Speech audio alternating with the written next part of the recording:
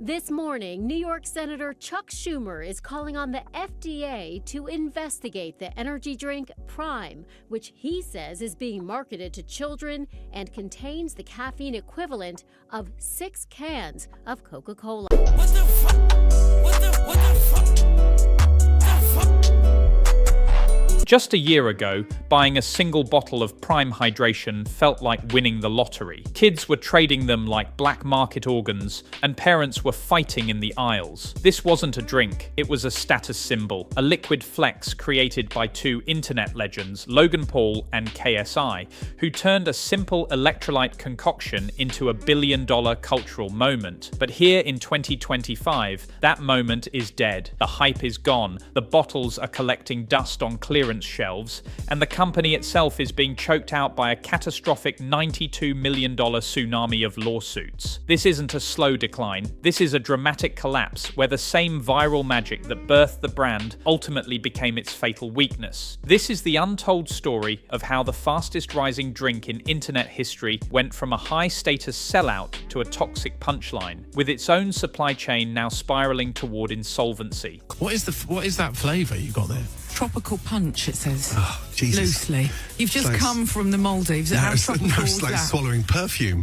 What is that? The entire operation started not in a lab, but on a YouTube thumbnail. In 2022, Logan Paul and KSI teamed up not to make the best drink, but to make the most desirable product. They nailed the packaging, bright colours and loud fonts, essentially creating a bottle that was a drinkable version of viral content. Their strategy was pure genius and pure manipulation. They deliberately weaponized scarcity, limited drops sold out in minutes, turning a cheap bottle of flavored water into a $20 to $50 flex item teens would use to show off on TikTok. Prime became the ultimate accessible status symbol. They locked down major sponsorships with the UFC and Arsenal, turning the chaos into a globally recognized brand in months. But this manufactured urgency had a strict deadline, and the founders were already setting up the next phase, one that was far more aggressive, dangerous, and would become the brand's fatal mistake.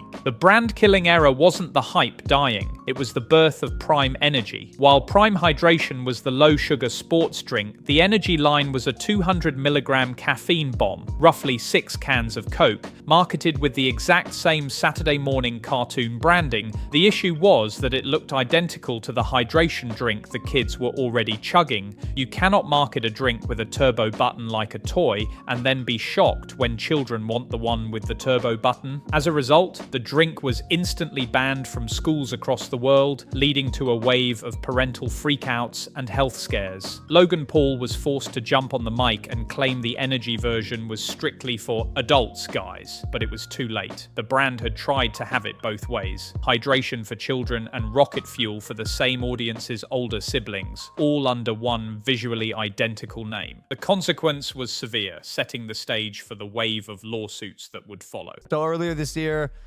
a weird string of rumors started floating around because someone sued us saying that Prime had forever chemicals, like more than you were supposed to drink in like a lifetime, whatever. I made a TikTok debunking it, but regardless, the rumor still got out there, and like low-key, the damage is done. And now, even though we're in this lawsuit, whether it's true or not, people think it. And so the lawsuit got dismissed. The plaintiff does have a chance to amend it, but she's chosen not to. She's coming back with one like really weak ass claim that's probably also going to get dismissed. But it's just like an example of like people reaching, trying to get attention, make a quick buck on a frivolous lawsuit that actually has no merit or is based in nothing. And we're not going to settle. Oh, the caffeine one. Where plaintiff said there was like a crazy amount of caffeine like that didn't meet what we said on our label in Prime Energy, which is 18 plus and has 200 milligrams of caffeine. That one also got this. Once the initial blinding glow of the hype wore off, people actually started tasting the stuff, and the reviews were brutal. Beyond the superfans, people called it cotton candy cough syrup and synthetic fake Gatorade. But the taste was the least of the company's worries. That's when the lawsuits started to stack like Jenga, with claims that went far beyond bad flavor and into dangerous territory. The most shocking shocking was the ongoing PFAS class action lawsuit, PFAS being the infamous forever chemicals that the EPA severely limits in drinking water. The plaintiffs allege the grape flavor contained these chemicals. While the company denies the claim and is fighting back, reports from the plaintiffs suggest that one test allegedly found nearly 3 times the lifetime limit of a key chemical, PFOS. Regardless of the legal outcome, the simple association of Prime with toxic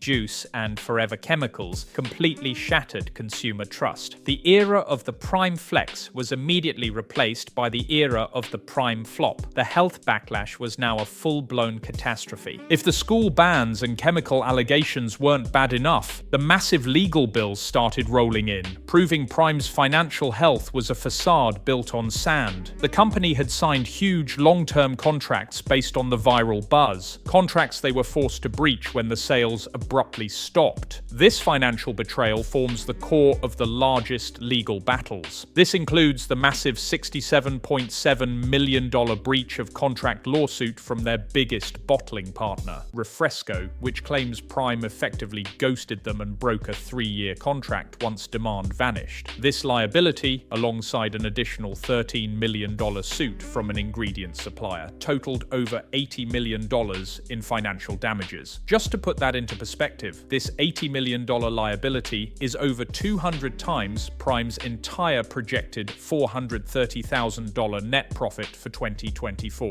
The brand was already bleeding out. The lawyers were just here to collect the insurance money. While the legal storm raged, the real damage showed up in the receipts. The money machine had sputtered to a complete stop.